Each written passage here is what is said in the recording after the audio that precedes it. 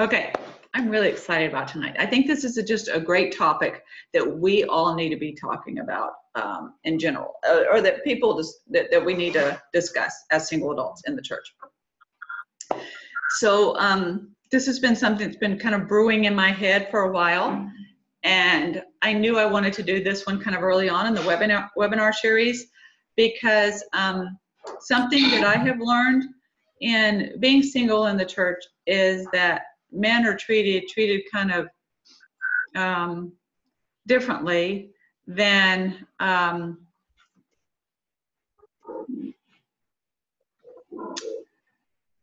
single women in the church, if that makes any sense. So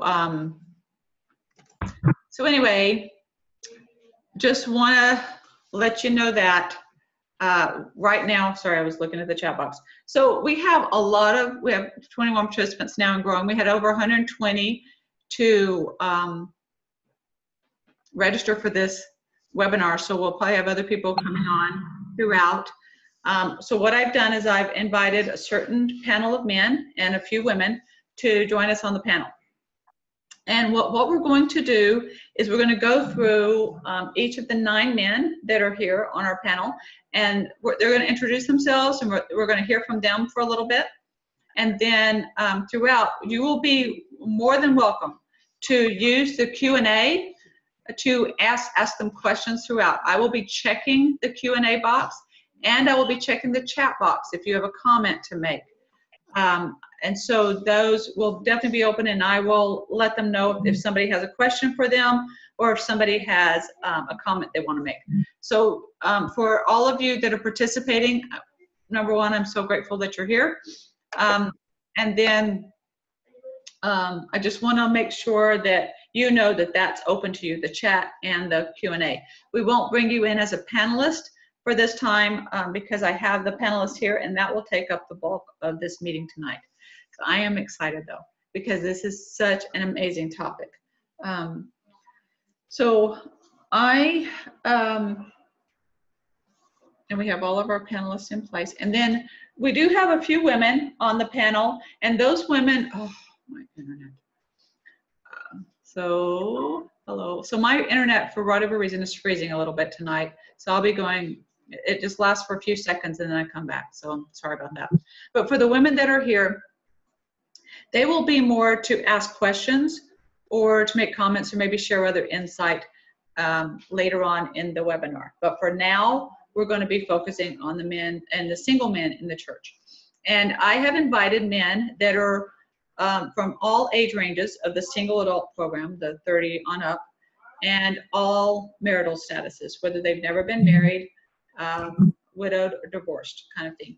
So we have quite a range of experiences, which I'm excited they're going to be sharing with us tonight.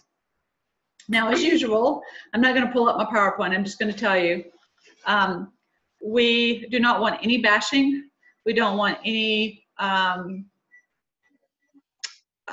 all or nothing kind of mentality, kind of like, oh, you always do this, you never do that, or, you know, nobody cares kind of thing. So we're going to be avoiding that, and we're going to be avoiding any kind of bashing, whether it be bashing of leaders, bashing of exes, bashing of whatever, right? Like, and I'm not saying we're going to have a Pollyanna complex that I've been accused of having most of my life, but we're going to be talking about some very sensitive things tonight, because some of the men have had some not so happy experiences with different leaders or members or the single adult program or whatever. And we are going to be talking about those, but not to bash somebody. It's more to share that experience and to help us to be able to see where men are coming from. One of the things that I've learned in my calling that I've had for a long time is we have, just in our own area here, we have 10,000 single adults.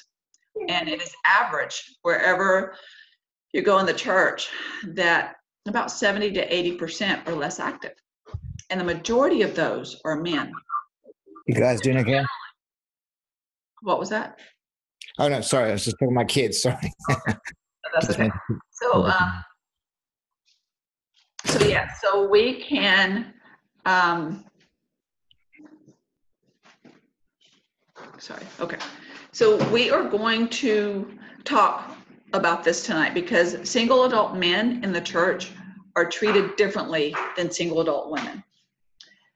It has been my observation that a lot of them are, or the majority of them, are the bad guy in any type of a divorce situation, whether they were or not. It could have been a total mutual thing, and all of a sudden, people are going to be taking sides. And then also, where men and women both are put into a world that we didn't expect, didn't want, didn't whatever. And then some of the feelings, some of the things you go through in having to adjust and transition and change, what you're doing to live. Not only just to live, but just to be a part of the church again. And so I've invited these men that I have met through the years. Some of them I've just met recently. Most of them I've known for a while. And we're going to be talking about just different things tonight. So I'm going to start by having each of the 9 men that I've invited here to be on the panel to introduce themselves. And we're going to start first with Trevor York. Hello. So my name is Trevor York. Okay, Trevor, we need to see your video. Oh, yeah, hold on. There you go. Okay, now I can see. All right, go ahead. All right. So, again, I am Trevor York. I live up in Canton. I am currently 36. I was born in the church. I am recently divorced, less than a year. And I have a wonderful daughter who just turned 9 on the 21st. As far as experience in the church, Right now we're just doing introductions. Okay, perfect. All right, no problem. Okay, Carl Welch.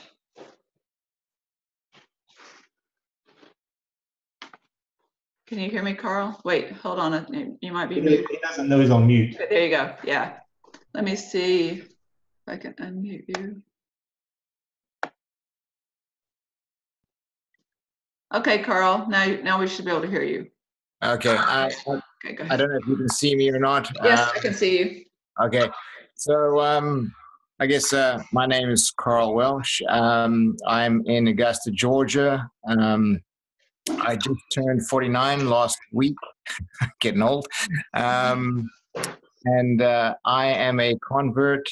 Missionaries came to my door in 2014. Actually, right at the time my divorce was finalized, I was divorced in 2014. I have 2 boys that are currently 7 and 11 years old.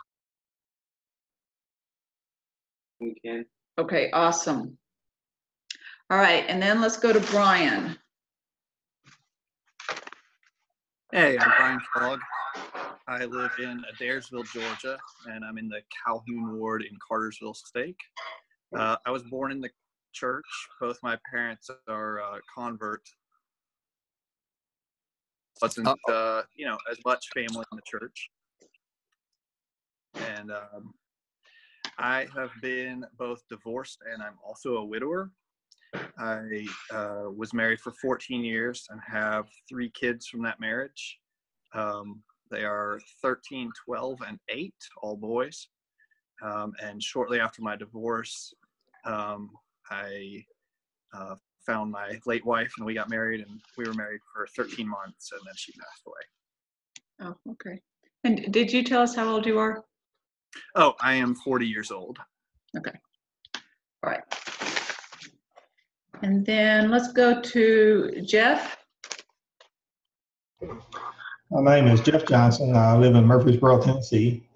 I'm 53 right now.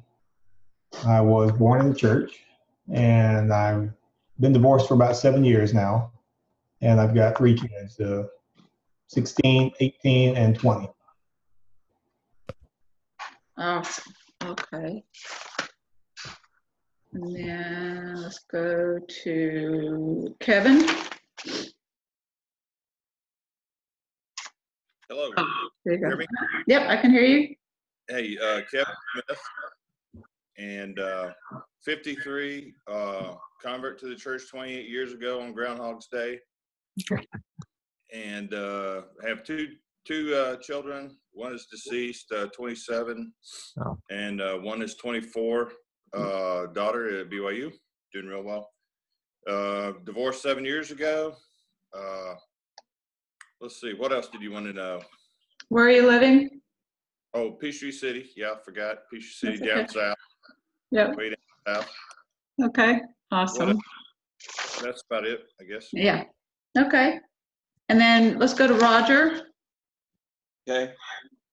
My name is Roger Goodwin. I live in Athens, Georgia, Athens 3rd Ward. I'm 64, soon to turn 65 in May. I'm a lifelong member of the church. I'm widowed. My wife passed away in May last year. I have 3 children, ages 38, 36, and 34, all grown, all live at home. Awesome. And then let's go to Chad. Did I already go to you? No, Chad? No, you haven't. Okay, go ahead. I joined the church 20 years ago, actually. Yeah, I just celebrated my 20-year mark, and this year in May I'll celebrate my 3rd year of being divorced. Excited about that one. So I have no kids. You have this right here. You want? Okay. And where are you living right now? Oh, I live in Tunnel Hill, Georgia. So I just moved here from Scottsdale, Arizona at the beginning of the year. Well, I actually bought the place around Christmas time, and then I decided to move right around January. So just kind of like packed up and left. So. Okay. And how old are you? I'm 37. 37. All right. And then Fred? Yes. My name is Fred Friday. I live in Signal Mountain, Tennessee. I'm 39, going on 69. And I've been a member of the church since I was 20 years old. You can use arithmetic. I was divorced when I was 35, remarried at age 40, widowed when I was 60. And I have 6 children, mine, hers, and ours, ranging in age from, let me think about this, 22 to 49. Is that it? How many kids did you say you had? You said 6? 6. All right. And I had 2, and we had 6. okay. Awesome. And Dwayne. Okay, my name is Dwayne Wagner. I've lived in Columbia, South Carolina. I've been here for the last 20 years. I am 59. I've been a lifelong member of the church, and I have 3 kids, 19 to 24. And are you divorced or widowed? Oh, divorced. Sorry, yes, divorced. No, it's okay. It's okay. All right. So did I miss anybody? I think I got them all. All right. Okay, awesome. All right. So we have a great panel here of men, and I am so excited to hear from them. So I've asked them to share with us some experiences that they have had in the church, and they're going to share different experiences they've had with leaders, with members, and with the single adult program. Because as far as I know, they've all been involved with all 3 of them. If any of you that are attendees have a question, please type that in the Q&A box. If you have a comment or question, you can also use the chat box. I will be monitoring that, and I'd like to ask some of the other ladies that are on the panel to help monitor that so that we can do that. So instead of raising your hand tonight, if you would please just type in your questions and comments there, that would be awesome. Because we have 14 panelists tonight that are going to be talking about the men in the church. And then the other women that are on the panel are going to be helping with answering questions and helping kind of monitor this tonight, and then also giving other insights throughout. All right, so let's start again with Trevor. And Trevor, I want you, if you would, to share your experiences with the leaders, with the members, and then also with the single adult program in general.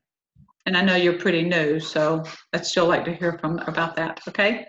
Sure. So, yeah, I've had nothing but good experiences.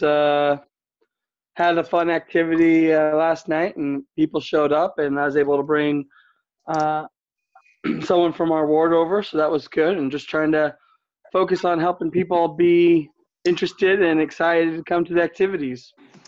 I don't have anything negative.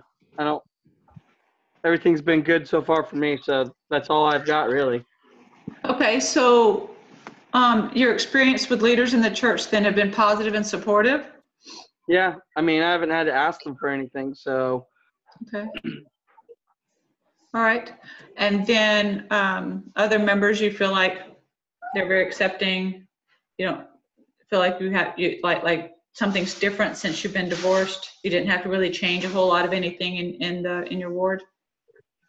No, everyone's been pretty supportive of the whole situation, and people have come up and talked to me and stuff like that. And there's a couple of people in my ward who have been divorced before and have since remarried, and they were shared positive experiences for them. And matter of fact, one of the people in our ward recently, probably about only a year and a half ago, maybe 2 years ago, for those who don't know, Irene Smith and Phil Ashby, they're in my ward, and they met through the single adults program. And I don't know if anyone knows the Comers, but he met his wife Heather Comer through going through a single adult activity. And okay, so that's more your perspective than of the single adult program, correct? Yeah. Okay. All right. And then what has been your experience with the single adult program so far? You've been to a couple of activities, right? I've been to them. I think the biggest thing is, there's a lot of work that goes into them. So I think just people, it's like I told people, they just need to come to the activities, get the participation up. And I think that's the biggest thing. People, someone made a comment about how they didn't feel like there's people there for their age group or whatever. And I guess my philosophy is, if you stop going, you're just contributing to that same problem. So, go to the activity. If enough young people go or enough old people go, other people will be motivated and interested to go also. So. Okay. Awesome. I love that perspective. All right. So that's great. Loving it. So you've been divorced less than a year, is that correct? Is that what you said earlier? That is correct. Yep. All righty. So I did tell you we had a wide range of people, okay? Because that this is what we wanted tonight, because everybody's going to have a different perspective and different experiences. All right. Now we'll go to Carl. And just a reminder, I have to leave in about 10 minutes. Yep, no problem. That's why I had you go first. I appreciate it. Thank you. Yeah, no problem at all. And Carl, I know, also has to get some kids taken care of too. So Carl, are you still with us? I am. Okay, awesome. Yep, okay. I can hear you. Yeah, I'm sort of in and out. I don't know if my youngest was just talking in my ear. Yeah, no problem. It's all good. It's all good. So you want to know about the leaders? I love the leaders. They're great. I've had no issues. Very supportive. And the same is true of the members. But I think as a single adult, we need to realize that people have callings and families, and they're very busy. And so the tendency is that you'll see people on a Sunday, and they're like, hey, how's it going? And it's all great, but you won't see them again until next Sunday. You need to take the initiative to see people and to do things. And most of the people are not going to have that much free time. It's just a fact of life. So that's the issue of not having a lot of single member friends. as far as activities are concerned, there aren't a lot of activities except at the regional level. And then that's often a big commitment. I mean, I think the last time I went to an activity was in Athens. That's several hours drive away. And I would say what I've realized over the couple of times that I've been is that what we really need to do is make friendship at those regional events, not necessarily look for relationships, opposite sex relationships, but make friendships, make bonds. Go to these events to see your buddy and hang out and have a good time. And if you meet people while you're there, hey, great, but at least you're caught up with your friends. I think that has to be the focus, because if you're going with the intent of meeting somebody and you don't, then it becomes an expensive endeavor that doesn't pay off and you stop going. That's just my 5 cents. So I think the focus needs to be less on dating and more on just socializing as a group. Kind of like young single adult activities. I think if we model things on the YSA, I think it would be great. Okay. Love it. Great insight and perspective there. Okay.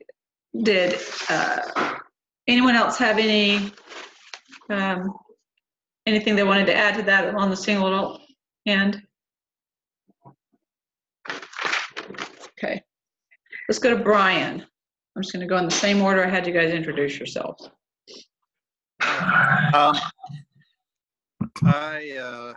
So I'll kind of take this in 2 parts, after my divorce and then, after I lost my wife. Awesome. So after my divorce, I actually did get a lot of support from leaders and members of the church. And I think a lot of that had to do with the fact that she left the church a few months before she asked for a divorce. So people kind of could see that and didn't necessarily paint me as the bad guy, because they could see me being active in the church, active in my kids' lives, that sort of thing. So I did get a lot of support from people there. After my wife passed away, I got a lot of support at first. Some of the sisters in the war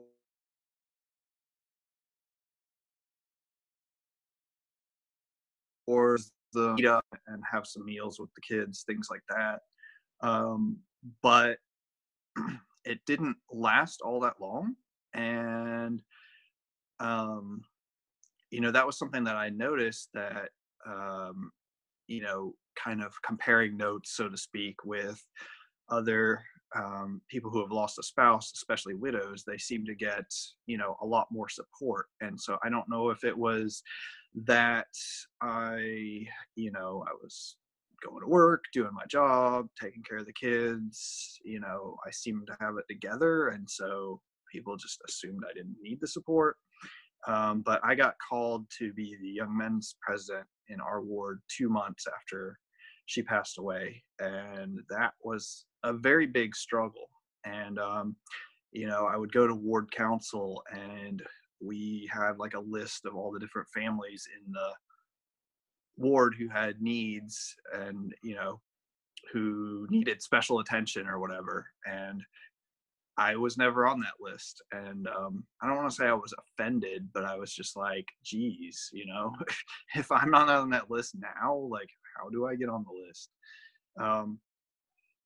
But other than that, people in my ward have been very supportive both times, after the divorce and after my wife passed away. And, I've heard of experiences from women who are single and have had, other women think that they were like out to steal their husband or something like that. And I've never had anything like that. Everybody's been very, kind and friendly, nobody's, had anything like that happen. So, overall, a lot of support. Just people treat me like a normal person. And I think some of that has to do with our ward dynamics where, we don't have a lot of the really strong 2-parent families where everybody's got everything together. A lot of people in our ward have some problems, and so I think we are very understanding of each other. As far as the single adult program, I'll echo what Carl said. You get out what you put into it.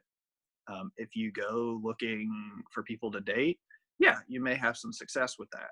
But if you go looking to make friends, catch up with friends that you've made there, have fun just doing and whatever the activity is, whether that's dancing or bowling or whatever it is, then I can pretty much guarantee that you will have fun and you'll meet new people and you'll make some friends.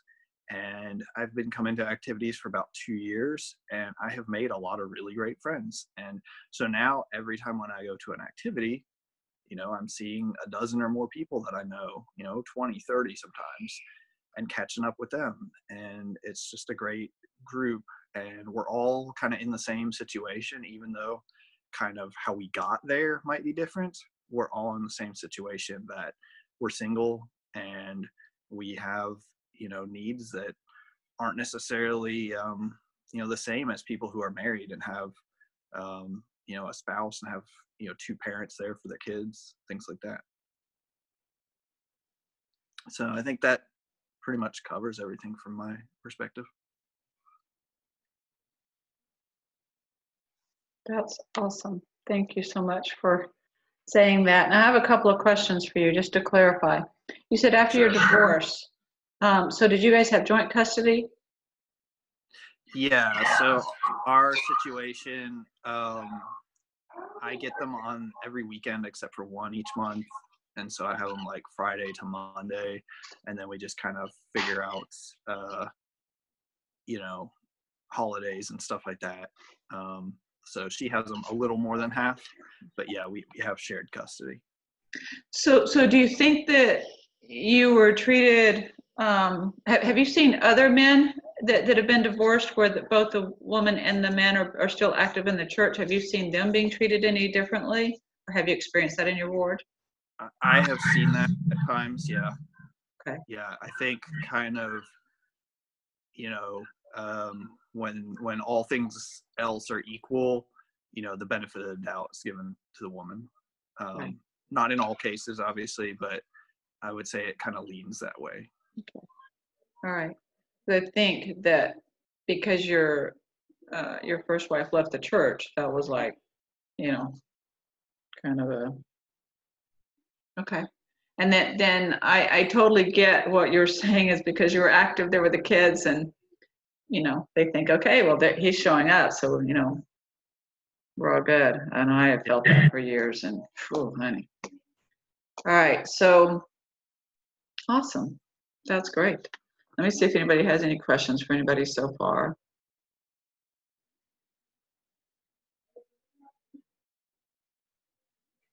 Okay, so let's go with Jeff. Okay, so I'm not sure I haven't had any negative experiences, but I have noticed a little bit of a difference in that I think my own perception was I was a little more sensitive to people around me. Like, is everybody looking at me? What do people think about me now as compared to before? But that's my own fault. That's my own feelings. And so over time, I realized that some of it is the members just didn't understand or didn't know how to relate to a divorced person. I mean, they're all friendly, and everybody's still friendly. That's no problem. So in fact, before I was actually in some leadership positions before, and the members knew that. And so after the divorce, I was still in the same ward. And so again, it kind of made me feel like, is everybody now looking at me differently? But over time, I've learned that that's my fault. They weren't really looking at me any differently. They just didn't know how to relate to me now because they're still married and I'm divorced. And so, I had to put forth a little effort to make sure that I was more outgoing and I was more engaging and joking and didn't try not to, do a pity party for myself. And one of my favorite jokes is when I pass around the missionary sign-up sheet. I just say, I got to check with my spouse, and pass it on. But I haven't had any negative experiences. It's all been good. The leaders themselves, in fact, I'll share this. So we had the boundary rechange.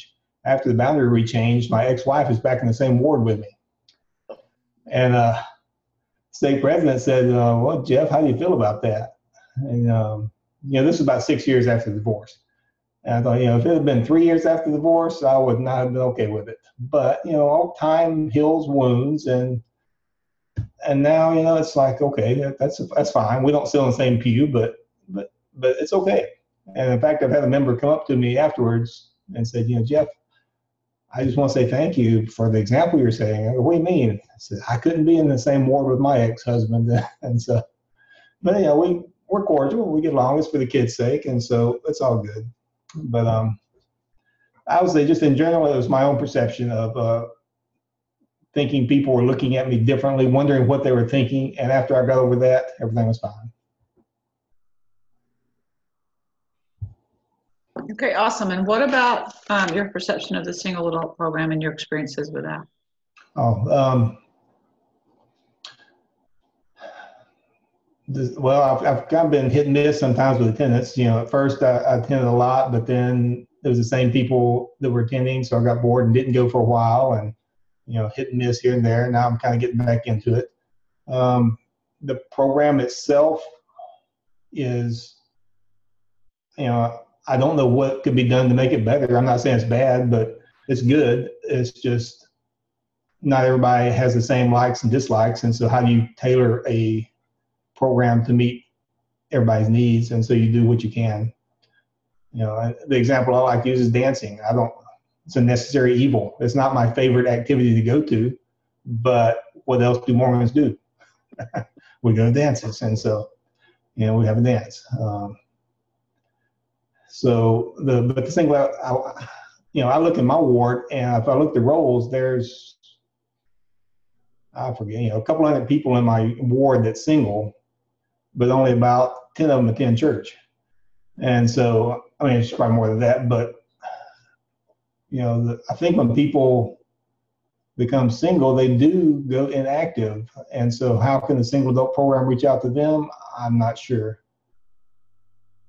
So I guess there is room for improvement with the single adult program, but I'm not sure where. I know that the leaders that put things on, they do work really hard and try to make it fit and seek other people's advice and counsel and input, and everybody does a good job, but I don't know how you reach more people. Okay. So we've heard from 4 on our panel so far, and we've got a couple people that have offered chats or comments. So I'm going to read those real quick. Dennis has said, since I was married for 47 years to my late wife and being a pair, I was able to communicate quite easily with everyone, but now I have difficulty speaking to women. I feel as if with everything going on, I just do not have the same confidence to speak. Being afraid I will say something incorrect. Women seem so reserved. Okay, and then in the chat, let me go through, make sure I don't miss anybody.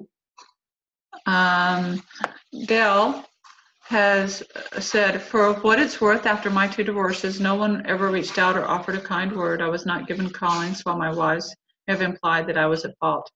The relief study never visited to determine if I had any needs for child visitations or anything. It was a lonely time. Then again, I've only had 2 and maybe 3 visits from home teachers in my 40+ years of membership. All right, and the one thing I've noticed is that all new moms will offer a chance to hold their babies to other women, but not to men. Yeah, that's nature, I think.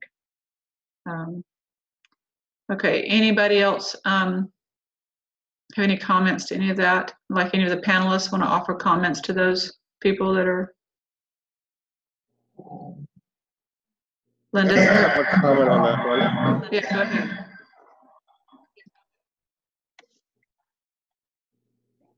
Was someone going or can I go? Go ahead. I could answer? Okay, yeah. I wanted to say something to that last one. It's when we go through our divorces, especially when it's so tender on our heart still, the ability to feel bad about things or find offense is quite easy because we're all pretty much in a low point of self-esteem. That is for everybody. And so it's really easy to be offended. And that's, I think, part of why so many people do fall away from the church right after divorces is because that feeling and that loss of self-esteem that you had something going good here and it all blew up in your face and all fell apart. And so you're having a self-esteem issue, trying to get yourself back into it. And that's where a lot of that's easy to take. Yeah, and just to kind of go along with that, it was hard for me to sit in the pews with my kids when they were seeing families can be together forever, a month after, being divorced. And so, yeah, it is easy to kind of be offended a little bit by things like that and thinking why they have to sing these songs. But you can't not sing those songs. That's part of the gospel. That's the gospel plan. And so it's just kind of like relearning a little bit. Relearning to look at things from a different point of view. Okay, and then Chad, did you have something you wanted to add to that? Yeah, so I've been divorced almost 3 years now, and maybe 2 years, I don't know. Maybe it's been 2 years coming up this year, I don't know. No, it's been 2 years because 2 years, 9 months we've been separated, but took 9 months, but went through all. But I don't know, something that just helped me is I decided a long time ago I'm not going to let other people determine my happiness, and I honestly don't care what other people think about me. I mean, I don't have the best reputation out there. I mean, and everything, but I do try my best. I mean, I've asked girls out, and if they say no, I ask somebody else out. You never know until you find the right person, but you can't give up. I mean, there's there's like a plethora of girls out there. There's like no shortage. I mean, and don't go and date every single girl and treat them like they're just a dating object. That's horrible. Okay. But you'll find the right. I knew just over time I'd find the right person, and it just really helps. I mean, you just have to keep getting out there and not give up. I mean, it's just with anything in the gospel. If you work at it hard enough, you're going to find the right person. But Yeah. It's like on your mission. Like when you're out there, you Okay. always have to qualify yourself for the work. Chad, sorry, I don't mean to cut you off there, but we're going to be talking about dating in a little bit. Okay. All right, I'll be quiet. So let's save those thoughts for then. Okay. All right. Thank you. Sorry. All right. Let's see. Dale says, now that we are to minister, we should extend a hand of friendship to all who lose a spouse for a couple of years at least. They will all be feeling down about it, and the hand of friendship is a great deal. Yeah, I don't think anybody's going to argue that point. But, I know, so like for me, I'm divorced, but I live as a widow. And those of you that know me know the story behind that. But so I can relate to what Brian said about being widowed. In the beginning, it was awesome, all the help. But then over time, they're like, hey, she's coming every week. The kids are there. They all seem to be doing great. Let's just move on. Other people need our help. All right. So any of you that are attending and that can see, please feel free, especially if you've come in a little later, feel free to ask questions in the Q&A box and to add comments or questions in the chat box. We will be discussing those throughout. So please feel free to do that. Okay, let's go on to Kevin. Hey, am I unmuted? Okay. You are. I can hear you. Yeah, like I told you in the introductions, been divorced for about 7 or 8 years. And as far as going to church, I continued going to church. My wife fell into inactivity, even though we didn't have a good split. It was pretty ugly, fought all the way, unfortunately. Not in front of our children, but through lawyers like you always do. And so that creates some division, but I still encourage her. She still even encouraged me to go to church. So I think that's important to know where your foundation needs to be, even though your marriage is dissolved or whatever. And we also still had a child at home, 16 years old, very vulnerable person in time at her life. So I went to great effort to make sure she still made it to seminary on time, and she did for the most part by herself. So that worked out. Speaking of seminary, we live in a family ward. I would say probably 90% of my ward is at least for the time being, together with multiple kids, which is is the ideal situation. Even it's kind of an oddity nowadays, and even especially in our community here in this little airline community. But going back to that, so Rebecca, my daughter, she was the only one in her seminary class that had divorced parents, and none of the other kids really made an issue out of it. Unfortunately, as her seminary teacher brought it up several times in the class, so we had to have a discussion, had to intervene there a little bit. And you just got to kind of pay attention to what's going on in your kids' lives, when yours is kind of falling apart. That's one lesson I learned, it's not all about you. And you got to work twice as hard probably as a parent, I think. And they'll make it through, they're good people too. And it's one thing we gain in the church is perspective, I think, is what this life's all about, and she did. She kept her perspective all through a lot of things. That's just one of the things she's been challenged with in her life. So going on a mission was a piece of cake for her in that regard, dealing with crazy companions and demanding situations. Anyway, back to my experience, just sitting in the pew by yourself after your child, your kids grow up eventually. I just had two daughters. But then you got to go by yourself. And that's what was a little challenging for me, was getting to church every week on time and participating. And my bishops, I had, it's been 7 years, so I've had multiple bishops. They've all been really good. But if you got a home teacher or ministering teacher, you need that person to keep you in activity, I think.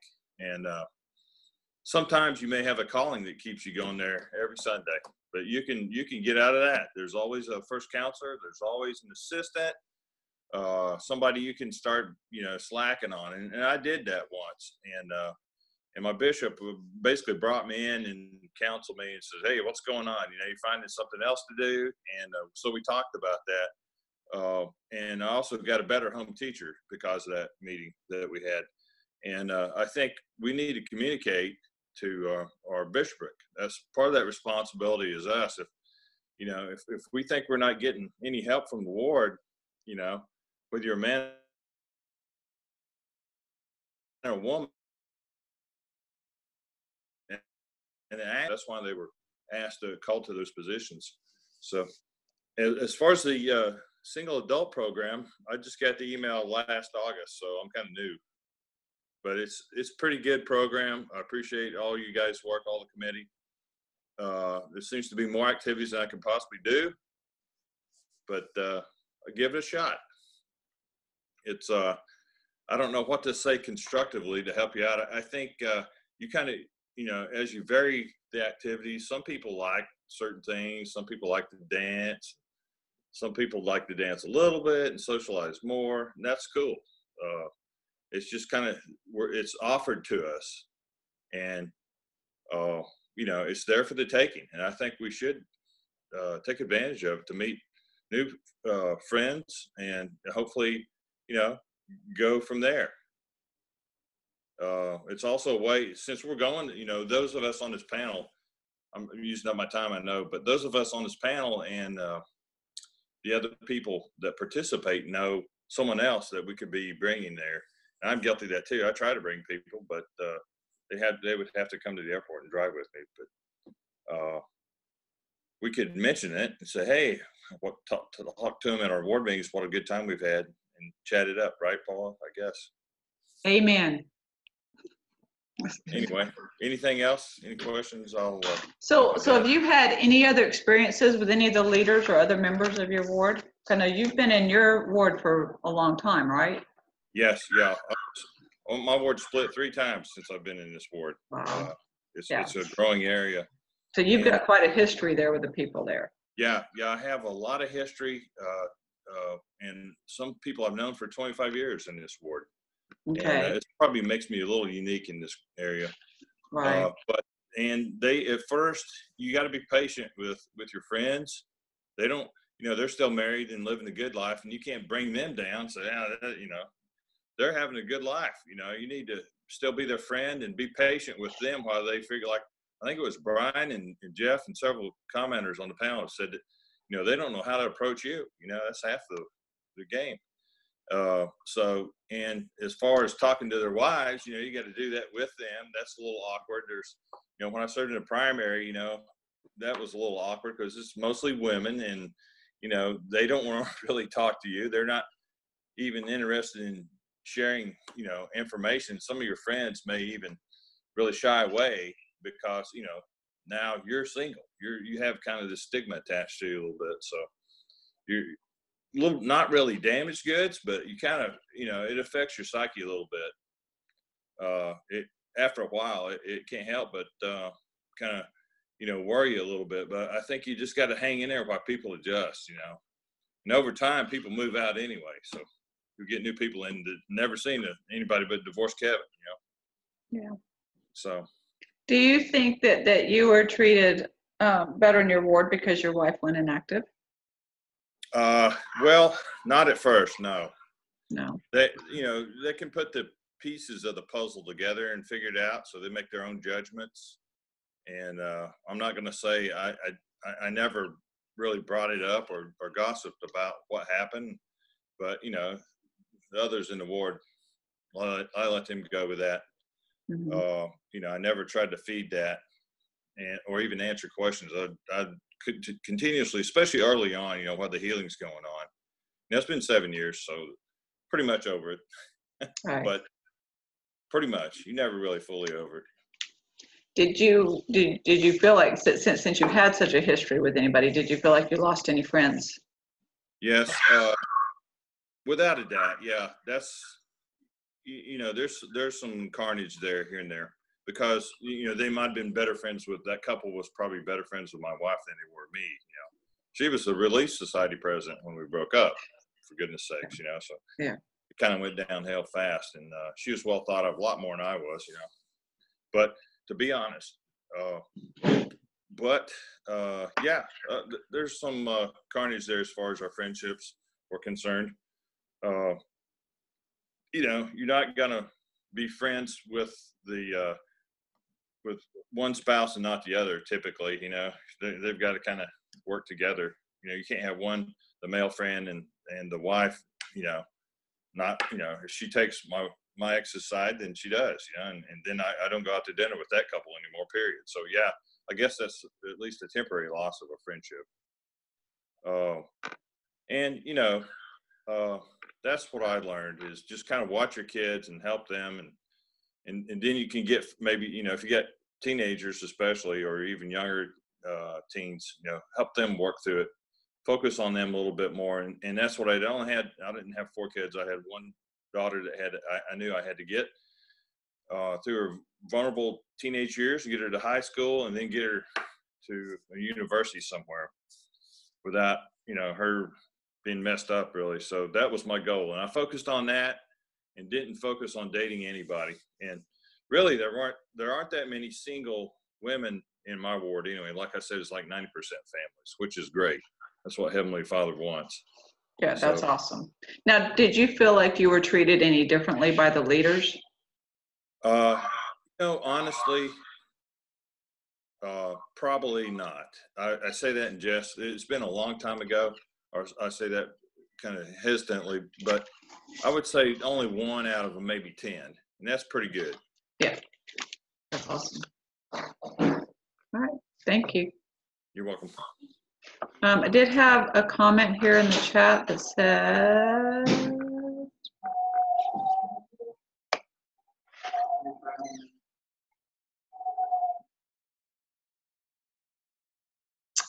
oh, first of all, Linda says, never be afraid to be yourself. You can only be you. Love that.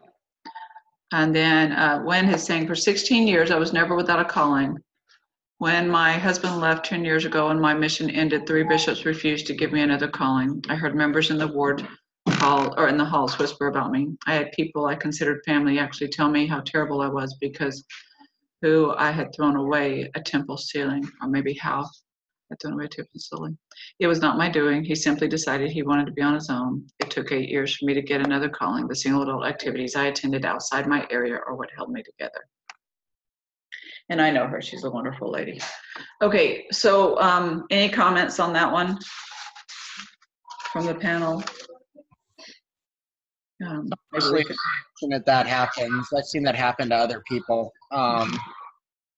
It kind of happened to me for a little while, like when because I was the one who pulled the plug on my divorce. I'm not going to get into details for it, but and everything. But I definitely felt like I was in the right. But again, I just had to keep ignoring people. It sucks, but if you're going to count on the church to do anything about it, you're going to be very disappointed. That church isn't going to help you on it. You almost have to move away out of the ward to make it any better, to get away from the gossip and the poison. I mean, it's unfortunate that people are like that, but sometimes you just got to move away. Maybe not. Carl, you wanted to add to that? Yeah, my experience with the church has been very positive, but as I said before, you've got to realize that everybody has a family and a calling, and they're busy, and they care about you and your problems, but they have lives. And we have empty days between Sundays where we miss our families. What I found was purely, I guess, Heavenly Father's intervention, not by my design, but looking back, it was the best therapy that I ever could have hoped for. I was called almost immediately to be a ward missionary, and spending my time focusing on the needs of others and going to visit people whose problems were far worse than mine, sitting with a woman who lost her son from a drug overdose, made my divorce and the fact that I couldn't see my children for 3 months seem meaningless in comparison. I can't tell you how that helped me. And my advice to anybody going through a tough time in the church is call the missionary, get involved in mission work, go and be on the front line, serving Heavenly Father, helping your brothers and sisters, put your problems aside, no matter how big they are, and help somebody through their problems. In doing so, you will find that it will help you with your problems. Cast your burden on Him and help your brother and sister. As far as the single activities are concerned, I think that as I'm hearing everybody talk and thinking of I'm very focused on the mission, and I apologize for that.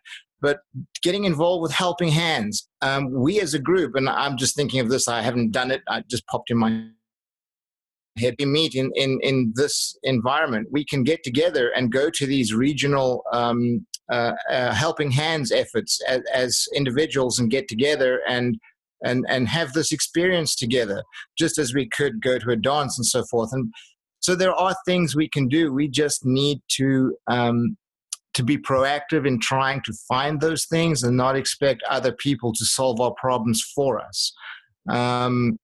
One of the things that, we could put together hikes or dinners or even travel, where we could get a co-ed group and have a group of guys stay in one hotel and a group of ladies stay in another hotel, whatever, and go and see someplace.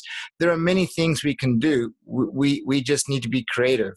In any case, I'm rambling. I'll stop. That's awesome. I love it. That's so cool. Yeah. And I love the focus on missionary work. I think that's fabulous, especially if you're someone that lives alone or by yourself or whatever. That's an amazing thing. Even as parents, we can do that, right?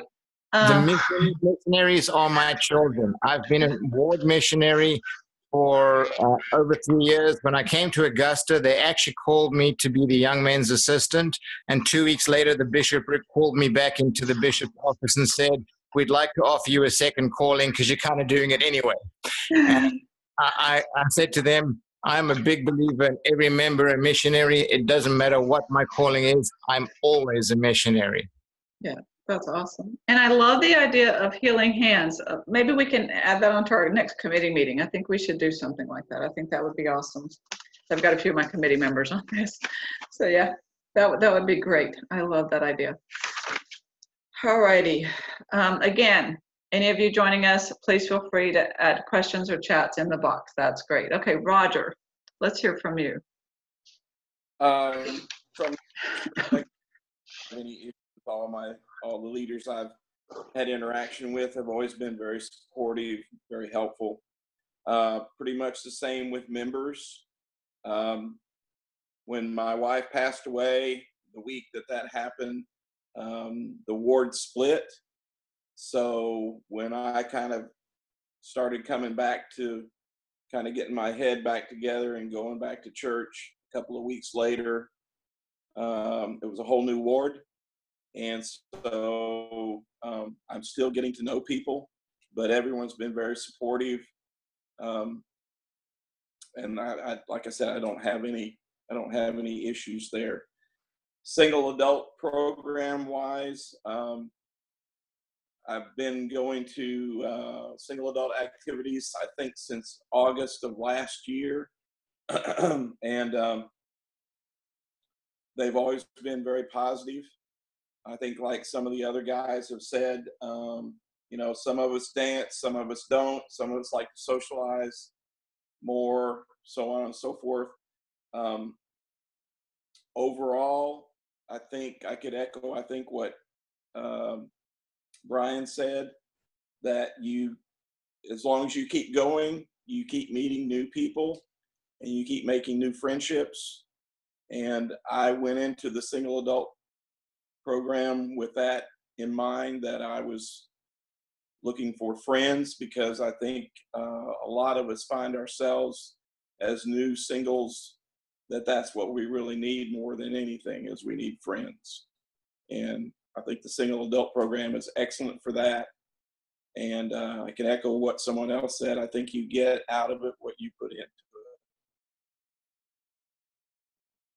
Awesome. Thank you. Now, Roger, when you started coming in August, was it because of your calling, or did you get an email from somebody? Excellent question. I know, right? Someone I don't remember when you were called. Someone named Paula Sherrill showed up on my Facebook, and I have to give Paula kudos, because Paula obviously is much of the glue that holds us all together. And I, quite honestly, been a lifelong member of the church, been in several leadership roles, and quite honestly, the single adult program never was on my radar. And it was a whole new world to me. And Paula, even though she contacted me fairly soon, it took me probably 2 or 3 months to finally sign up, commit, go to one. And the first one I went to, I made every effort I could to be invisible, if at all possible. And even with that, people reached out to me, people talked to me, people acknowledged me, and it's only gotten better from there. Okay. So just so you know, when I was asking about his calling, he is a stake rep in the same stake that I'm in. So we're co-leaders together, and I just can't remember what it was called. But yeah, so I just want to clarify on that. That's what I was asking. So that's cool. Because I know Kevin said he received an email. So somehow he made it to my email list and got a message. So, you know, we have multiple ways of getting the word out about different events. And so, you know, like finding out where people find out about it. All right, awesome. Okay, so we're going to be talking about a few other things after we hear from the rest of our panel. Just so you know, I've got a few other topics to talk about. While you guys have been talking, I've thought of a couple other things. But let's hear from Fred. All right, well, I've got a couple of long stories to tell. I'll try not to offend anybody along the way. I did promise to behave, Paula, and I promise I will, okay? I promise. Okay. When I was divorced a long time ago, I was good friends with the stake president. He was a personal friend of mine and my ex-wife. But I was really questioned and really like, what did you do, Fred? And it really hurt me. I asked for help and said, well, you know, we can't help I can't have your daughter in my family. There's some really horrific things that man would say to me.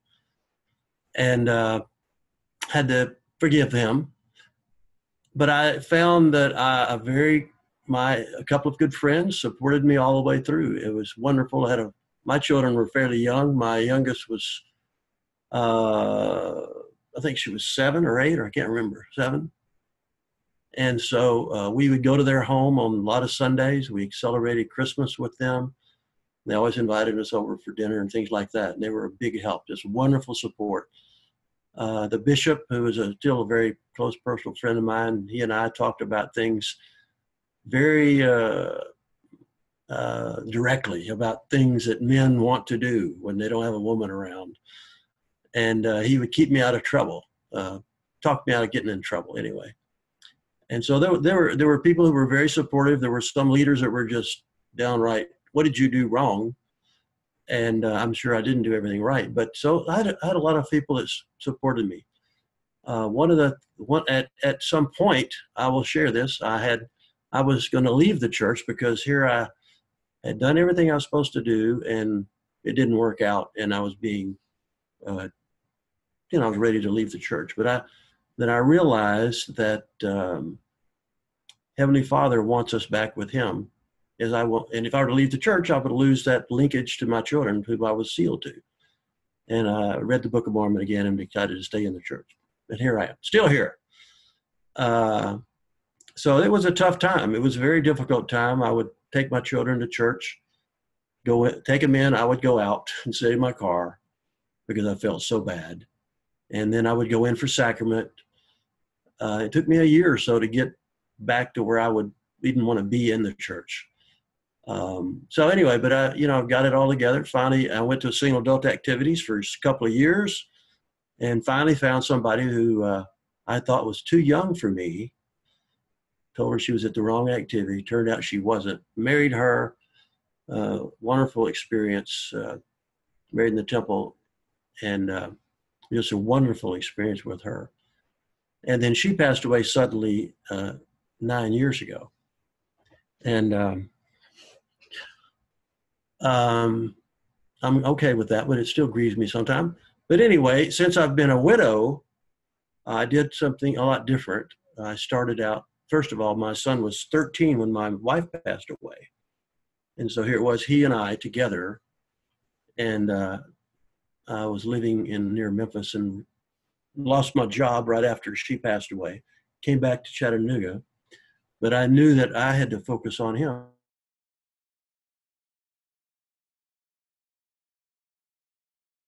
I'm sorry. Anything. I think she was in high school when I finally started, okay, I'll start going to single adult things. And I think his senior year, maybe it was after senior, I don't remember after senior year, but I finally went to single adult things. And that was it was a good experience. I met some nice people there. There still are nice people there. So I guess really, as a single person, you still have to, I'm not sure who said it, I can't remember who said everything, but you still have to reach out. If you sit in a corner, you're going to sit in a corner.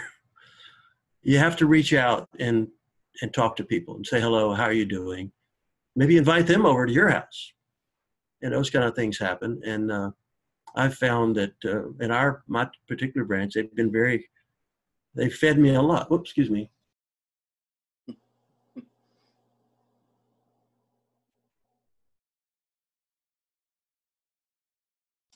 Sorry about that. My closest friend just stepped on my keyboard as she left. But anyway, we have to reach out and to say hello to people. But I found people to be very supportive of me. And again, staying in a calling, doing what you can, and going to service projects, staying involved. You have to stay involved. So that's kind of, as far as anybody treating me poorly after I was widowed, it's nothing like that, because, I was a widow. I'm not at fault. It happened. But thinking back in the 80s, it was really difficult, very difficult for me.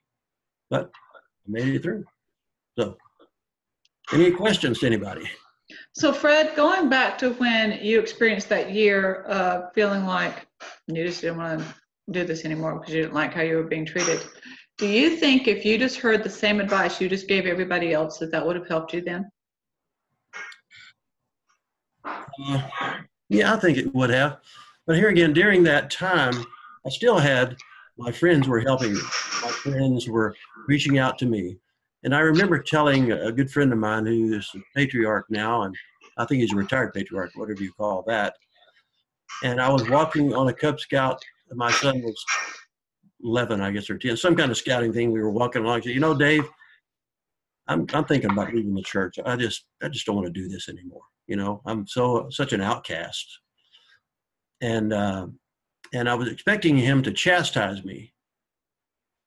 And what he said to me was, you know, Fred, if they proved to me that the Book of Mormon was not true, and all this was all not true, I would still be a member of this church. And I said, why would you do that? And he said, because it's the best place to raise your family. The fact that he didn't chastise me, that he listened to me, that he just heard me out. Because when and this is kind of advice to others, if you have someone who's going to get divorced, you just need to hear them out, because there's all kinds of negative thoughts and ideas that come into your mind that you need to kind of blurt them out to. But to be chastised for it, it really just would have driven me away. You know, a couple of interviews with stake presidents. The next stake president was, he was my counselor when I was a bishop, and he chastised me for something was very minor, and I just wanted to tell him. I said, "Look, I don't need this," and but I did stay. But anyway, so you asked me if the advice I would give to someone who is newly divorced is just hang in there, just hang on, try to say your prayers, try to read your scriptures, and try to reach out to others. And I've heard a lot that, and it does help. It really helps. Okay, great, thank you. All right, I haven't seen any other question or chat come up, but Dwayne, let's hear from you. I want to hear your experiences. Are you still with us, Dwayne?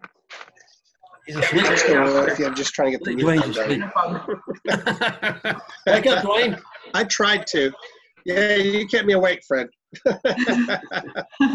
No, going along with what we were talking about earlier, and like Fred did, I think all of us had that same experience where you're sitting at the church, and I remember after my divorce, the first couple times at sacrament meeting, it was all I could do just to get through sacrament meeting, and I just had to leave because I couldn't take it. And that goes back to that same thing where you're depressed, you're dealing with a lot of emotions. It's difficult. There's a lot of people that say the wrong things at the wrong times, and I'll have to say that I've probably been guilty of that as well in different situations in life. But keeping active in the church is the best thing you can do. The singles activities, it takes you a while to get ready for those. When you're right after your divorce or right after a death of your wife, it's not the best time to really start dating right after your divorce and so on and so forth. But if you go, like everybody said, goes to make a good friend. And most of you guys know me, and I made some really good friends in the singles program, and probably some of the best friends I've had for a long time. So it's always been a great thing and enjoyable activities.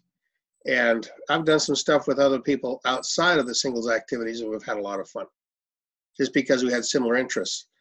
We have the same thing happening with some of our wards here, where some of the people are getting together, the singles in the ward, on a once a month basis, just to have a potluck for all those that go home to an empty house. So that helps us get together and just kind of, we're bringing some people that are a little bit less active and haven't been active because, when they go to church, like we're talking about, they just don't feel like they belong there, but they're okay with just coming and have dinner with us at somebody's house. And we don't keep church talk into it. We just get to know each other and have fun. It seems to be a good idea. And we've had some other people do similar in other areas of our stake. So if you guys put a shout out for that, for any of you who want to try that in your ward or stake. And it is hard because people actually don't know how to talk to you sometimes when you're divorced, or especially after, like Fred lost a spouse, and like, where do you go, Brian? They honestly don't know what to say. It's hard. It's like a friend of mine, he went out with a date with a girl that was in a wheelchair.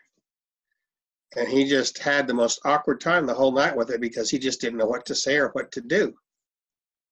And I teased him. I says, well, that's all you had to do is walk up behind her and say, I'm kind of pushy. Do you mind if I push?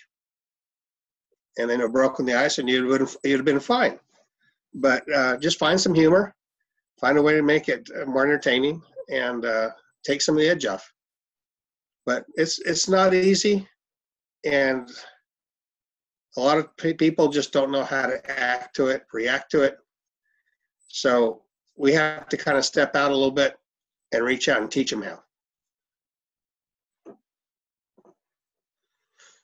That's about all I got to go on mine. Add to it. So have your experiences then in the church and with members been positive overall? Yeah, mine have been positive. My wife left the church before we divorced. So similar experience to a lot of you that have talked about that. It's easier for people to see that. Of course, then you also feel like, and I never really heard of anybody talking behind my back saying, what did he do wrong? What did he do wrong to cause this? One of the other misconceptions I want to talk about real quick that was brought up, that you lose your temple blessings because of a temple divorce or because of a divorce. This has been something that I have discussed with church leaders and others, and try to get a better understanding of it. And the bottom line is that you don't lose your temple blessings as long as you live worthy of those blessings, no matter whatever somebody else did. It does not detract from you and from you being working through your own personal salvation. It doesn't change that at all. So even if you get a temple divorce, you have not compromised your future in the gospel. And I know that's sometimes difficult for people to grasp or understand, but because of somebody else's decisions, you're not held accountable. You do the best you can, and the same blessings that apply to you that apply to somebody else that never did get married still apply as long as you live worthy receiving those blessings and those temple blessings. I want to second that one. I'm glad you brought that up. That's awesome. Very important. This is Fred. Hey, Fred. One of the things I really enjoyed when I was, I will tell a little story. After I was divorced, my wife, she left the church also. Really left before that, but officially she left. In the divorce thing. But I remember going to the singles things, and a friend of mine called me, and she said, "Fred, would you like to go to a single adult conference for the singles?" And I said, "No, I wouldn't." And then I said, "Well, what is?" Then after we talked a little more, and she said, "I said, well, what's it like?" And she said, "Well, you ever been to youth conference?" I said, "Oh yeah, I've been to lots of those." Well, it's just like youth conference, except there are no chaperones. And I thought, that's for me. So that was the first experience I had with the single adult program. Met people who I still know today in Atlanta, way back when some of you were just high schoolers. But it was a real positive experience for me. We had things in Chattanooga. We actually put on 2 multi-regional single adult conferences in Chattanooga when I was a single adult. And so it's been a good thing. And I think we have to think of it as a place that we can all minister to others, whether we are a female or a male. And sometimes we don't want to go minister, but we should. So, and get rewarded for it. Everybody's talked about how when we go out and do things for others, we feel better. Yeah. Whether or not that's always true. Anyway, enough of that preaching. We all do a lot of ministering in these singles. I'm going to say in these singles activities, when you go, you end up making friends and actually ministering to people on a lot of different levels while you're there. All of you have had discussions with people and helped them out. Amen. Amen, amen, amen. It's so true, so true. Jeff, I have a question for you, because we've heard several people, and maybe you said, but I don't remember. So we've had some people say that they had their wives left the church. Did your wife stay in the church? Your ex-wife? Temporarily, no, but she's back in full. I mean, she's married now. And okay. All right.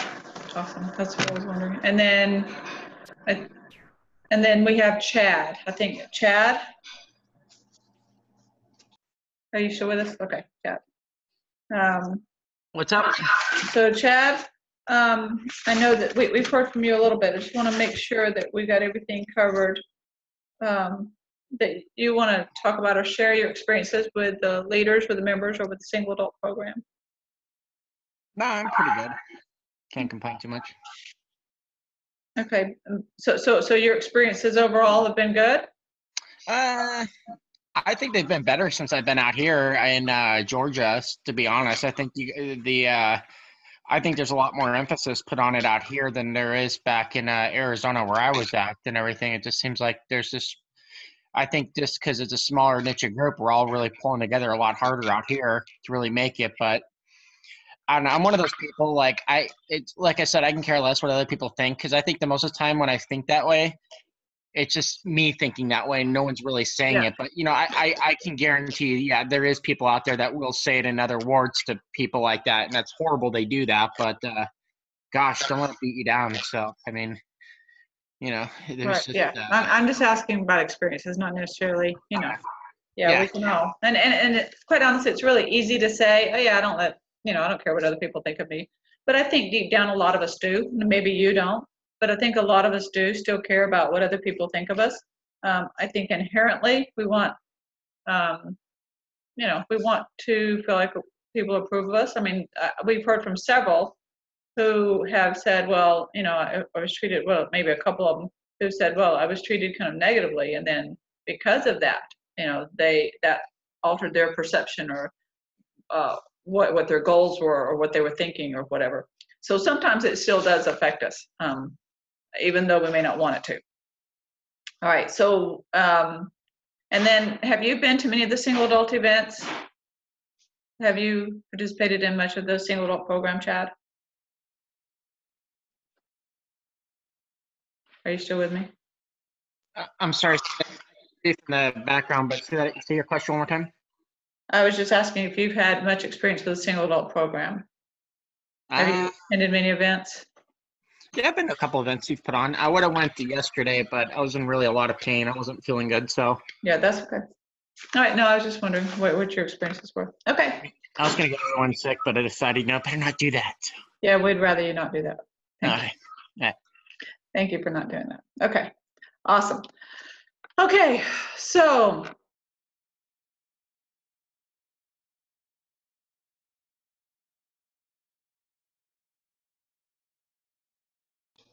you're on mute, Paula. We can't hear you. You're muted.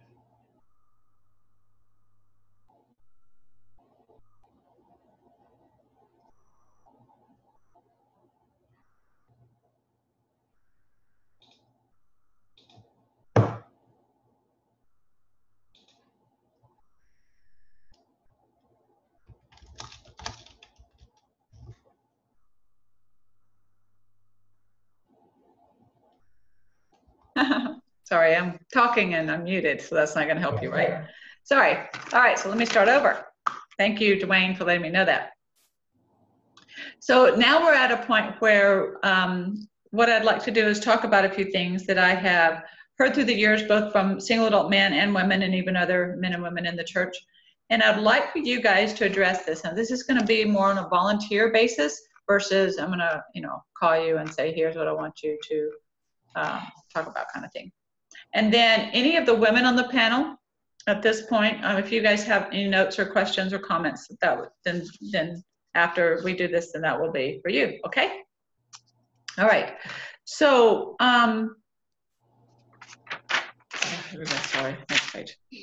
So some men I've heard from that I've been really close friends with have shared with me kind of the inhibitions that you may feel over attending a single adult event, or even the pressure you might feel to have to be asking the women to dance, or to be the one to initiate a date, or whatever on that one. But for now, if we could just keep it more to, single adult events or whatever. Do you feel like among single adult members that attend that more is, do you feel that kind of pressure? Do you feel that kind of inhibition? Do you feel that kind of different expectations put on you? I feel very inhibited. I have a difficult time dancing. Oh, stop. No, I don't think, it's usually pretty open and people are pretty friendly. If, like somebody said earlier, if you want to sit in a corner, you can go sit in a corner. Okay. But still, though, I mean, for some people that are pretty new, and Dwayne, you're pretty outgoing, right? And you are a great dancer. So for you, you've got that. Well, we won't go there. I am outgoing, but we'll leave the other part on the table. Okay. Okay, so it's on the table. Anyway, so but do you feel like there are certain expectations or certain pressure that's put on you guys as men that aren't put on the single adult women? Well, as men, I think that one of the things that we need to be doing is making friends with all the women and making them feel part of the conversation. Because I know a lot of times you get the tables and they get kind of clannish, and you got to go break it up a little bit and just jump in there and break it up and let them know that they're part of the crowd too. They're not outsiders, and it's a tough thing to do. Because like you said, if you've got a few inhibitions, you're not used to putting yourself out there, you can feel awkward. And even if you do feel that way sometimes, it's okay, because they feel awkward too. I've got a comment, Paula.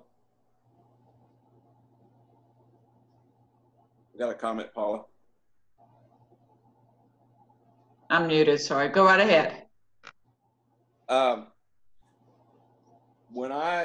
Before I went to actually it was after I'd gone to one single adult activity, a single adult lady came up to me and she said, basically in essence, well, because of the ratio of men to women in the single adults, that, it's kind of, you're kind of expected to interact with a lot of the women.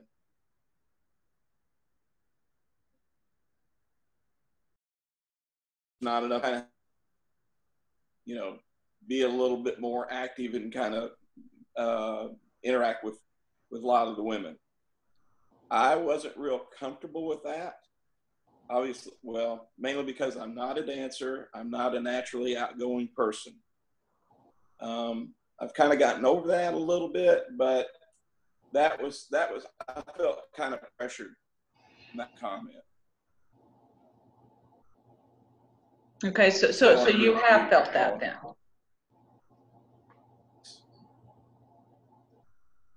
You're saying that you did feel that pressure and that expectation. Yes. Okay. All right. Anyone else want to add to that? Hey, I'll add to it. I will say, overall, no, I don't feel that, but I was very apprehensive when I went to my first singles activity because I hadn't been to a dance since I was like I guess in college, and so I was very apprehensive, but I knew one person there and he kind of introduced me to some other people, and so I just talked to people and made friends, and I may have asked like 2 women to dance the whole night, and a couple more asked me, on Ladies' Choice or whatever. But mainly I got to know some people and got to have kind of a comfort zone that, okay, next time I go, it's not scary and I have people I know and can talk to and, and kind of go from there. So I think, it's not something where guys are expected to be social butterflies all the time, you know. You do what you're comfortable with. So. Okay. And then when you went for the first time, do you, did you ride with somebody or did you go by yourself? I went by myself. I wanted the option to run away if I was too scared. Gotcha. Yeah, you don't have that option if you ride with somebody. Yeah. Okay. Yep. All right. Anybody else want to respond to that?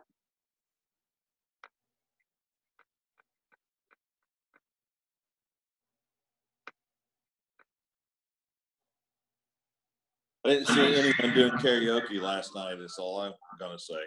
You what now? I didn't see any of these guys doing the karaoke last night, except for Trevor. Well, you were there, and I didn't see you doing it either. No, True. It's all good. It's all good. We got to work up to that, Kevin. Yeah. A few more months. Few more months. There you go. We'll practice, right? All right. Anyone else want to respond to that? Feel the pressure or feel any apprehension or? Okay. All right. So I did have somebody, who is it? Kelly is saying she's envious of us when we're talking about activities because apparently where she's at, she doesn't have them. I'm sorry. But we've talked about that in the past where you can go and just start building up within your ward, because you don't have to have a calling to do this, but you can have an home evening group, or you can get a group of single adults in your ward or your stake or whatever together to study Come Follow Me together on Sundays, or do an activity together or whatever. And so that's a great way for you to initiate something in your ward or in your stake. So trust me, I'm going to tell you now, in the Atlanta area, I've been doing this since 2012, and we've gone through a lot of ups and downs, and it's a lot of work to have the program that we have now. Linda does say it can be totally intimidating as a new to the whole area. It seems it's even hard for women to talk to you and treat you like you exist, as in, like, I guess, your ward. But I found that 2 or 3 times of attending, it feels better. It's crazy hard to even open up and be friendly. I get that. Yeah, because a lot of people are kind of there apprehensive as well. And then and somebody else says sometimes she says the wrong thing in an attempt to break the ice. Haven't figured out how to remedy that. And then in response to Kelly's thing about not having activities in her area, you know, everybody is welcome at any activity. You know, there's activities in Charlotte, Atlanta, Nashville, Huntsville, you know, and other areas. So, you know, if you're not afraid to get out there and drive, go to some activities outside your area. Amen. Yep. Very, very true. Yeah. Always welcome. We love it when people come over. And there are people that drive from all over to our events. And there are people in like Charlotte or wherever that they'll go to those as well. All right. How does it feel to you, or have you had the experience of sitting alone at church? Yes. It's kind of hard sometimes to sit alone. Well, not anymore, I guess, because here again, it relates to reaching out to other people. You have to reach out. If you want to sit in a corner, you'll sit in a corner. So you have to go sit by someone. Don't wait for somebody to sit by you. Right. Married couple or not, you know, just go sit by them. Right. So yeah. So I love that, Fred. Great perspective. I still want to. Okay, Dwayne, no problem. Thank you. So just want to, you know, put that out to those that still feel like they need to, because some people, you know, especially as men, that may not be in the comfort zone for other people to have them sitting with them. So I'll make a quick comment. I did that. It was hard for a while to sit by yourself, but you know, you look around and say, well, who else is sitting by themselves? One thing I enjoyed doing was those just standing out there with the missionaries and handing out the program. You know, say, hi, you're welcome to his program. That works. I have a couple times I even took some umbrellas outside and when it was raining and helped people come in. You know, Just got a little extra time. If you don't have any responsibilities, just put yourself out there. So far what I'm hearing from you and from Fred is that even though you were sitting alone, you just kind of look for an opportunity to not do that, or to look for something else to do to kind of get your mind off of it. Is that what I'm hearing? I guess maybe that's to just get your mind off of it, helping out somebody else. There's always other widows or single ladies who would appreciate a little help every now and then, or a smile, a shake, acknowledgement. Maybe you do end up sitting by yourself, but that's okay. Okay. All righty.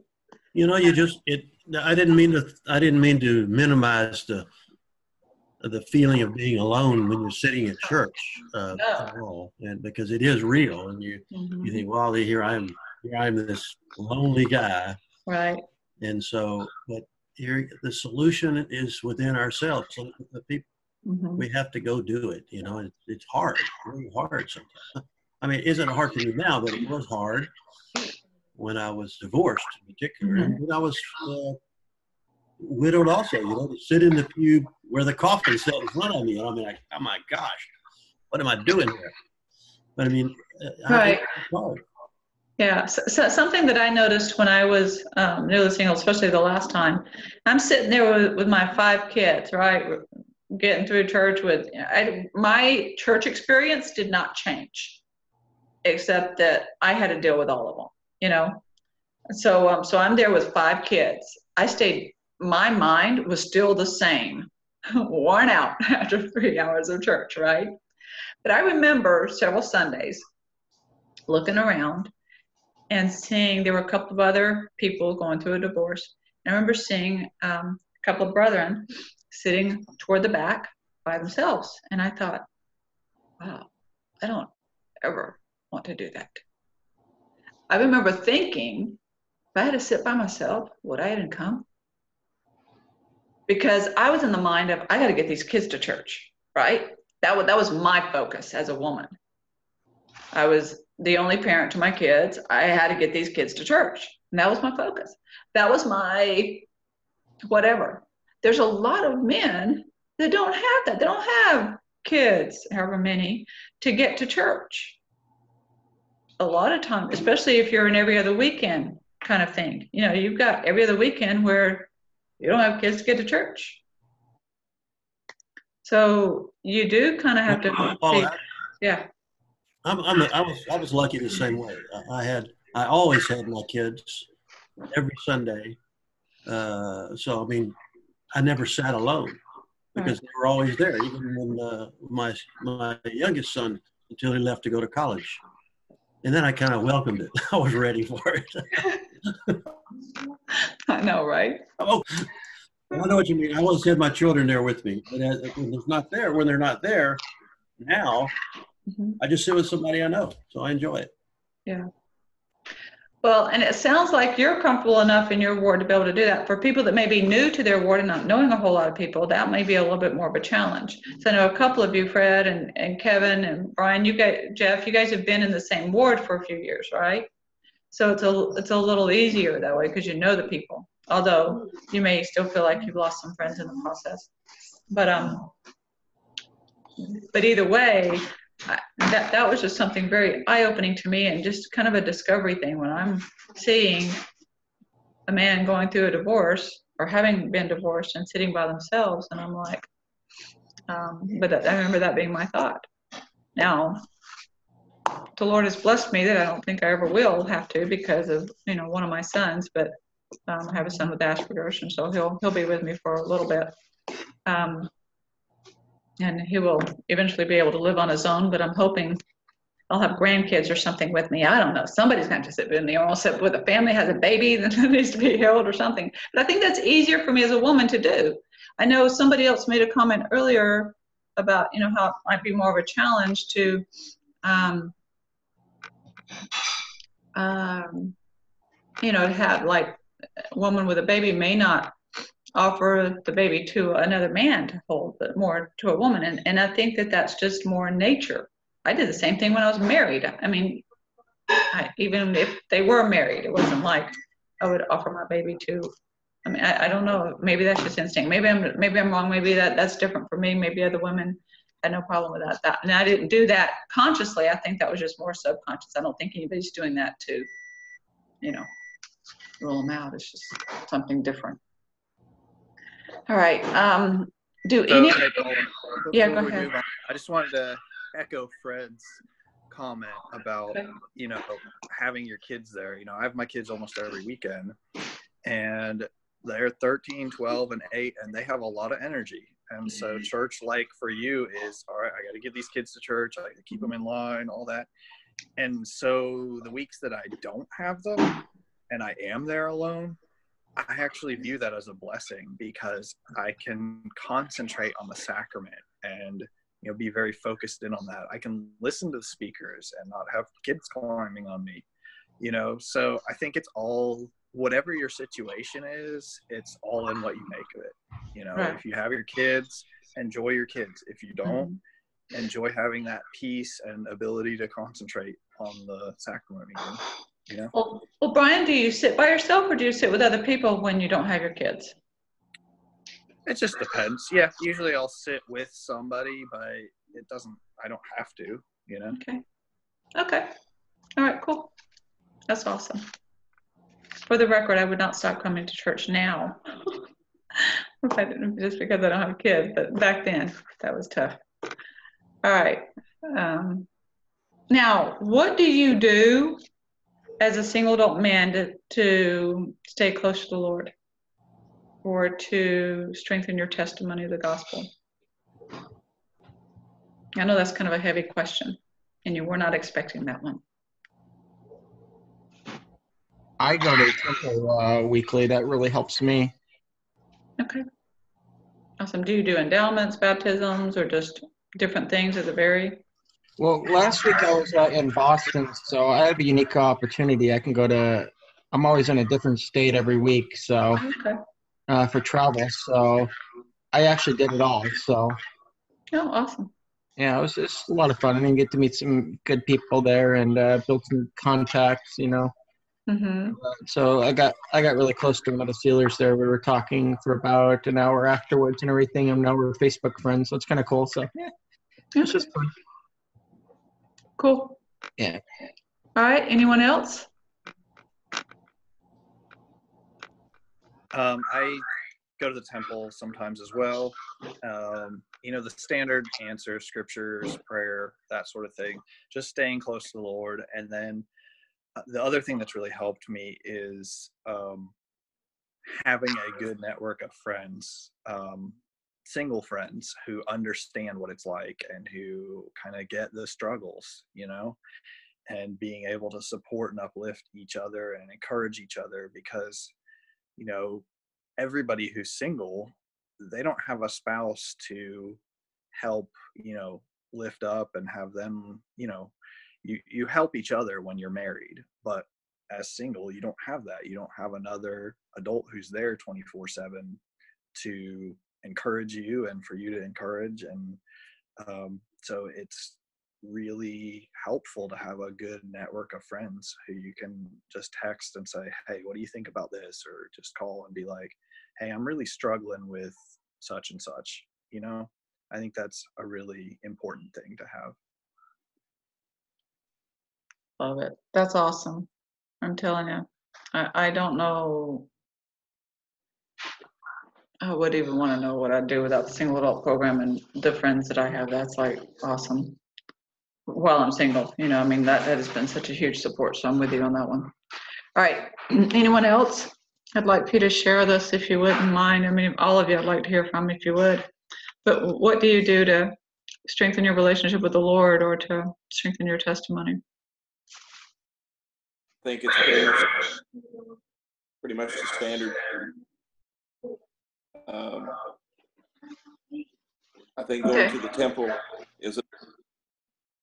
and I'm glad that the single adult program includes that as part of the activities. But otherwise, it's pretty much the standard things. And then, of course, friends help too. Okay. Now, all the standard answers of prayer and scripture study and all that, right? But how do you incorporate that into your life? And and sometimes your experience with developing a relationship with the Lord can be more than just, scripture reading and prayer and whatever. It's how are you making it personal? How are you able to stay strong in the gospel as a single adult man? Because of people, because of talked about, it reminded me about, I think it was President Nelson who talked about yellow pad prayer. Oh yeah. Is that him? Yeah, I think it was. Yep, the yellow pad prayer. Mm-hmm. After you talked about it, I thought, I really ought to try that, because how our high councilman or the bishop, I can't remember, someone spoke about it too. And I thought, I really ought to try that. So I went out and bought some yellow legal pens, got a pen, and for the last week, I and I write down my impression. I don't have pages and pages and pages of notes, but I do have mine. And as I those things, it gives me, I think, positive feedback and reminds me of things that I've felt through my prayers. Okay. That's awesome. And for those of you that aren't familiar with yellow pad prayers, this is one where you don't necessarily have to close your eyes, but while you're praying by yourself, you do have a yellow pad with you, and there's smaller versions, but this is just, the legal size, and a pen. And our mission president of the the Atlanta North Mission says that it must be yellow. Anyway, I don't know that you have to, but I don't know if President Nelson said that, but anyway, but a yellow pad prayer is basically where while you're praying and you have different impressions or different thoughts come to your mind, you write them down. And you don't leave that prayer until you've had something written down. And so that's more what a yellow pad prayer is, just so you know. Linda says that she uses a prayer journal anytime someone asks her to pray for something, it goes there. The name and info, person who asked also needs for herself. She keeps it on her chair. That's awesome. Okay, anyone else want to add or let us share with us, if you would, what you do? Well, there's some ladies on the panel. I don't think we've heard from them. Oh yeah, we're gonna hear from them in a minute. Trust me, they're waiting. Okay. Just curious. Yeah, no problem. All righty. Anyone else? Any other men? Okay. Now, do you guys use the Come Follow Me study manual or program? Do you feel like that's helpful for you?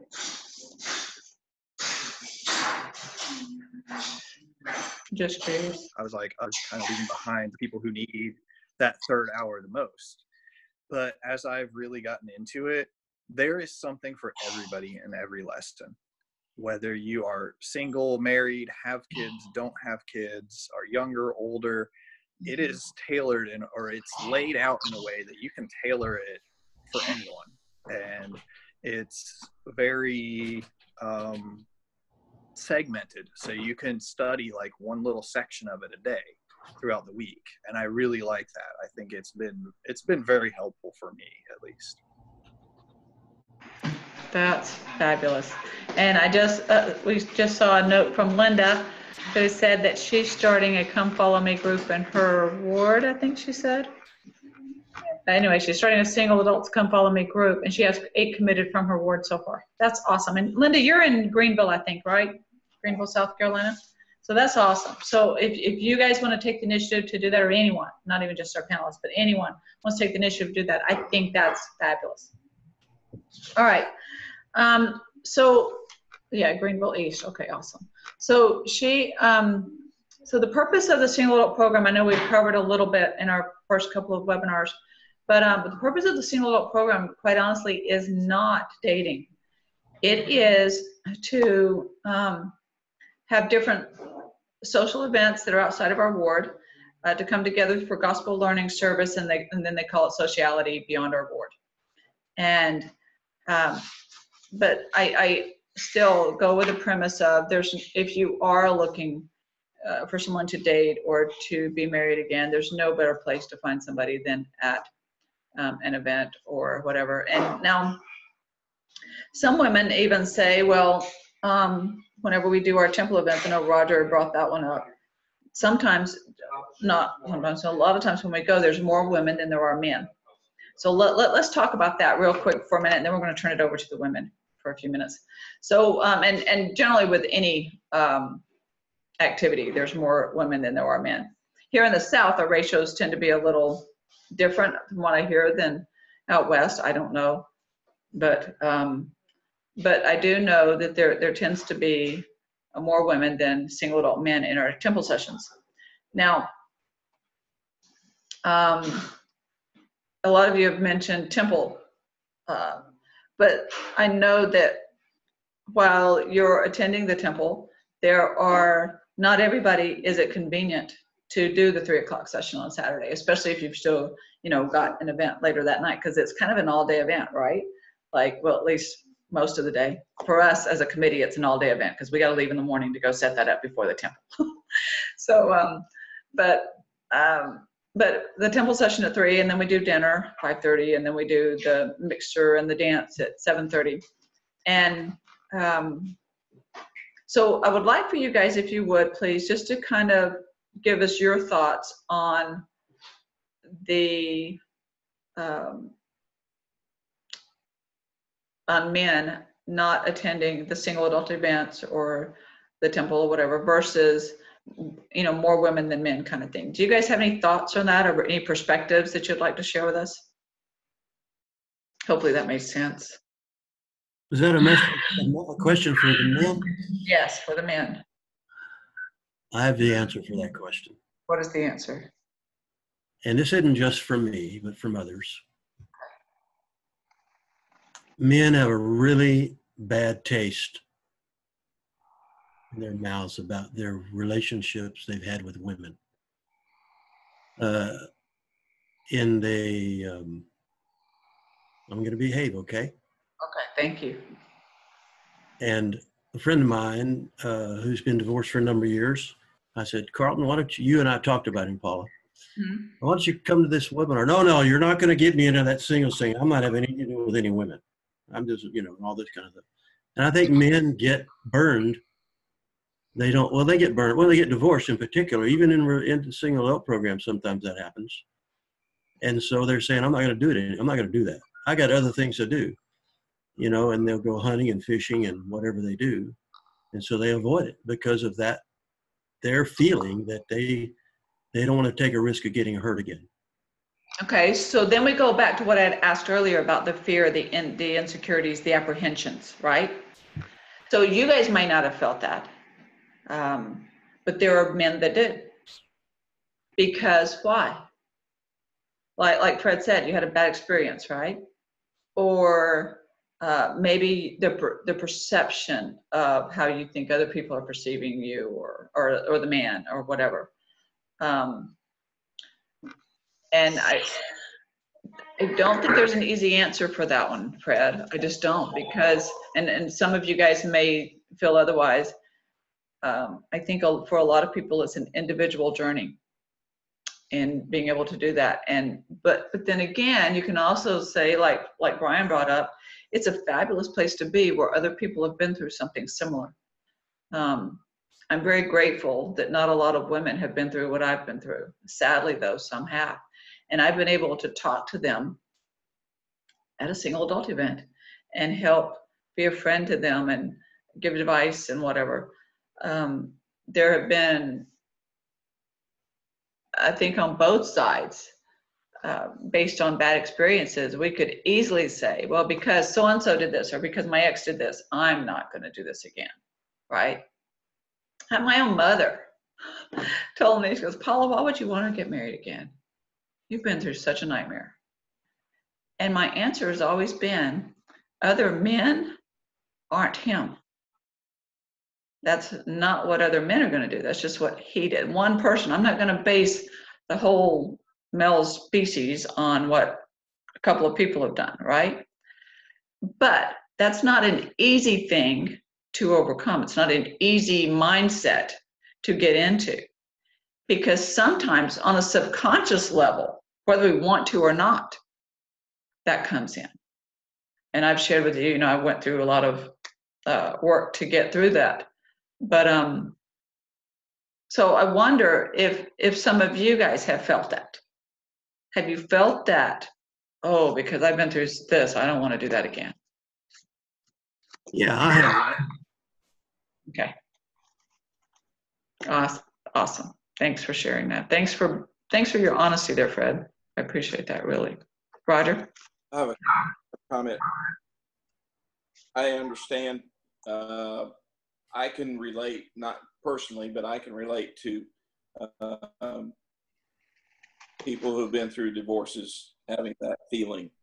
From my personal perspective, and this may not apply to many in the group, but I was married to my wife for just short of 39 years.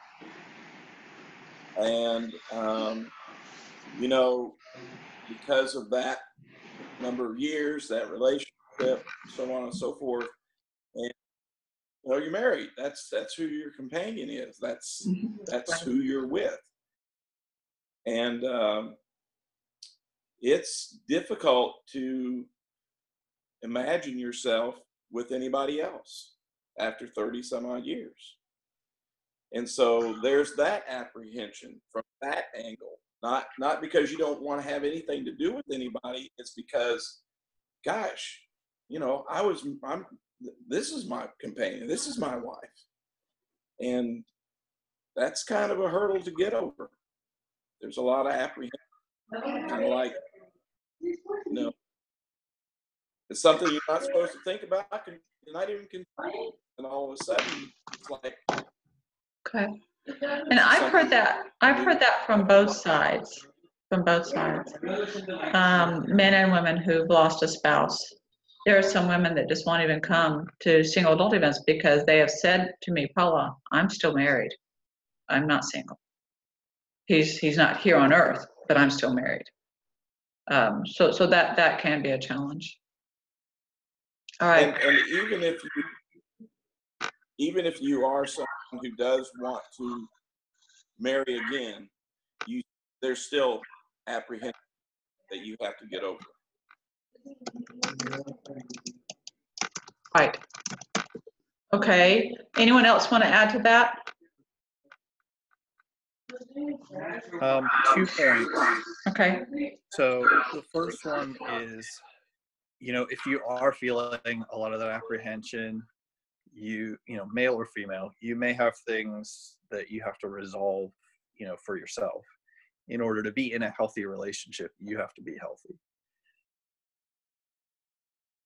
What I've noticed is that men and women, but obviously from the male perspective, dealing with women, a lot of women have been hurt a lot in their relationships. There's some horrible stuff that goes on out there. And so trying to gain trust is very difficult at times, And so, it's kind of two wary people, like trying to keep each other at length sometimes and trying to figure things out. We're not teenagers who haven't been through all this. I think all of us who are single, whether you've been married or not, have been through some things in your life and, have reason to be a little apprehensive. So I think if everybody kind of keeps that in mind, we've all had experiences, and if we're kind to each other and open with each other, I think that goes a long way for everybody. I might add, think about we're together. We're the folks that are still here. Right. And the question I think you were asking was, I think it was, where are all the men? And I was simply answering, this is what I'm hearing from other men. And it would be wonderful. There's a friend of mine that you and I talked about. I've tried to get him on the phone and try to get him, because I think he's a great guy.